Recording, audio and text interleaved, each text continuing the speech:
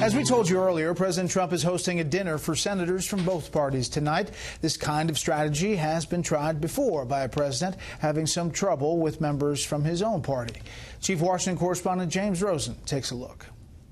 When President Trump struck last week's surprise deal on hurricane relief, government funding, and the debt ceiling with congressional Democrats, they chalked it up to the persuasiveness of Senate Majority Leader Chuck Schumer, a product like the president of the Big Apple's outer boroughs. He could speak New York to the president.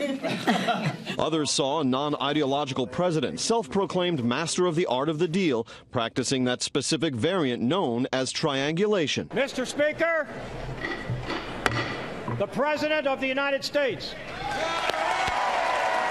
The modern master of triangulation was President Clinton, whose political advisor, Dick Morris, coined the term to describe cross-aisle deal-making by a chief executive eager, like today's incumbent, to rack up some modest legislative successes following the collapse of an ambitious health care reform effort. The basic thought in triangulation was to take the best ideas from both parties and combine them and create a third place, which would be where the voters wanted us to go. A 1992 campaign aide to Bill Clinton believes that where the Arkansas governor sought from the beginning to move his party to the middle, Donald Trump, as both candidate and president, has too consistently positioned himself too far rightward to triangulate effectively. Democrats are never going to embrace Donald Trump with open arms unless he goes through some kind of extraordinary ideological transformation.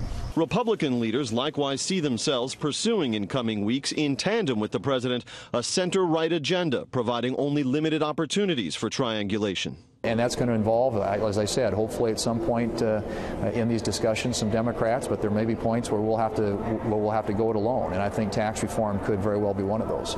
And that raises the possibility of a snowball effect. If tax reform is stymied by gridlock the way health care reform was, it could diminish the chances that Democrats will even be receptive to efforts at triangulation thereafter, except perhaps on small-scale issues or in regional formations unique to each policy. Brett?